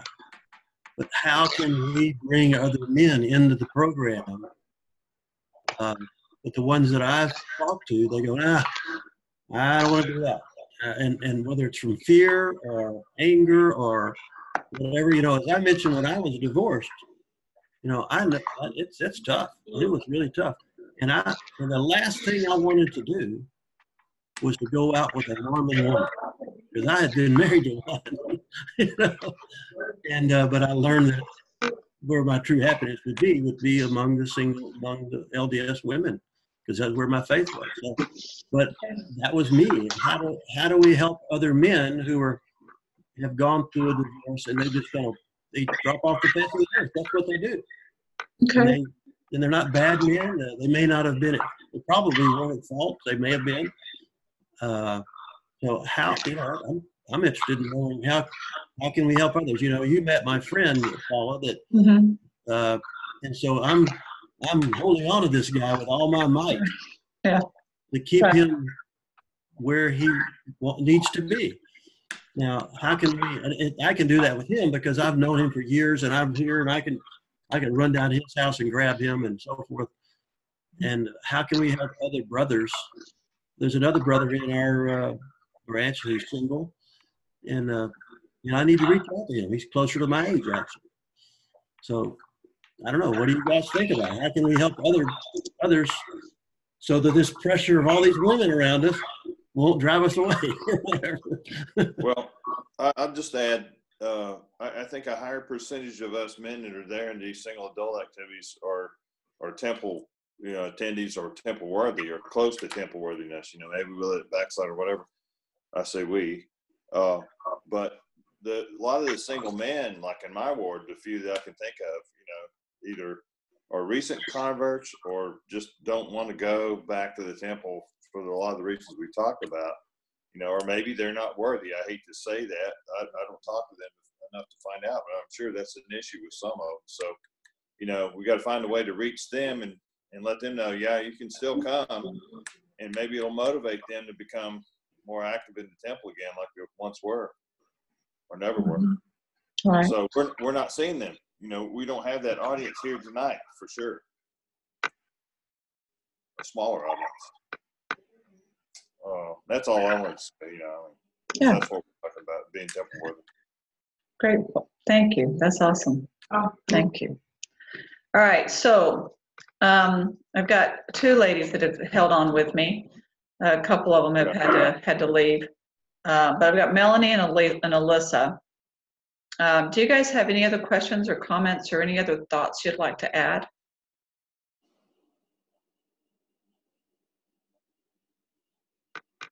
Are you guys still with me? Yes, sorry. I just put my kids to bed. Sorry. No problem. It's all good. No problem. Not really. I think you guys did give you a great answer. Okay. All right. Yeah. So from your perspective, as far as single adult men in the church, do you feel like there's anything that we could do as women, or maybe some of the men could do to be able to help in general with the single adults? Well, I think one thing would be great for single men to do is just be a good friend to a single woman. Doesn't matter they're married or not married, or they're being rejected or not being rejected.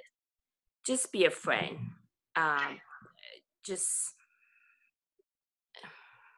because I have experience.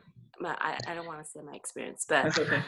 Anyway, so just be a good friend and don't expecting if you're being rejected and you're hurt and that person's mean to you, but instead just be kind, be nice, and still say hi, because in the future you go to the activity, it's going to be very awkward. Right. And we're going to talk about dating and relationships between men and women. Actually, I'm hoping to do that next Sunday, if you guys are available to join us next Sunday. We want to get into that one a little bit more, because there are, again, other different expectations and perspectives and whatever there, the friendships versus, dating or whatever. So does that sound like something you guys feel like we could talk about? Sure. Yeah. Okay. What about guys? Would that be something you guys would feel comfortable talking about? Yes. Yeah, I think that's a good topic. Awesome. And then Alyssa. Now, Melanie is one that is divorced and she has 3 children. I'm going to do a quick little intro for her. Alyssa, though, is one that's in her 30s and never married. So I'd like to hear from Alyssa. Oh, wait, you're muted. That guy, need to unmute you. There you go. Okay, can you hear me? I can hear you. Okay. I think you guys do a great job. Now, I think there are expectations that everybody feels on both sides, and I think they need to let them go. Because, like we said, the dances and activities are meant to be for fun. So if you find someone, great, I'm happy for you. But I think everyone needs to get out of their comfort zone. Like, I know I'm kind of horrible about that. I go, but I'm friendly, but I could get more out of my own way, you know? So, like, you guys, if you don't like to dance, that's fine. But at the same time, I want to start doing this myself. Ask someone to dance, even if it's just for fun. You're there to meet new people. Just do it. Mm-hmm. Whether they're not your same age, you're not interested in dating them, who cares? Just do it. Have fun. You never know what kind of connections and friendships you'll make that way if you don't try something. So I guess my biggest thing is just get out of your own way. But you guys do a great job. Yeah, you guys are all awesome. You are. All right, a couple of other comments I just want to read real quick to make sure. I hope that I've covered everything. It says, somebody made a comment here that the major media tells women that men are not there to protect them anymore, but are a threat to their safety. That might be some of the issues with the whole trust thing, but we can talk about that next week. And somebody says here, male or female divorce hurts, and if you don't make the effort to heal, you won't. And sometimes some people just don't really know what to do to heal. They just know they don't want to feel like that anymore. But, you know, it's a process. And then Bob says, from a convert's perspective that has never been married, been going to these events for about 8 years, not really found a connection I could call something special. None of this really applies to me, but most of my friends and the singles I hang with have never been married. We generally just go to the activities just to have fun and meet people, not really thinking that anything will develop into a dating relationship. If something happens, I would be open to it, but chances are, in my experience, it has not happened, or it has not yet.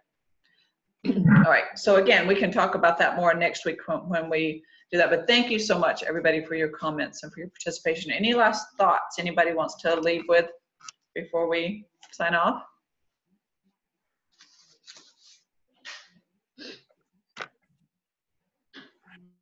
Okay. Well, I really, really, really appreciate the time that you guys took tonight to share with us your thoughts. I know that, you know, some of this is personal and it's not always easy to come out and share, you know, those different aspects of yourself. But I really appreciate the time that you took to be able to do this.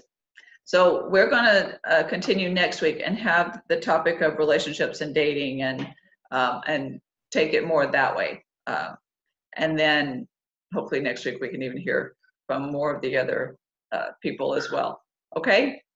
Thank you so much. I do really appreciate you. Thank you, Paula. Good night. I'll talk to you later. Good night. Good night. Bye.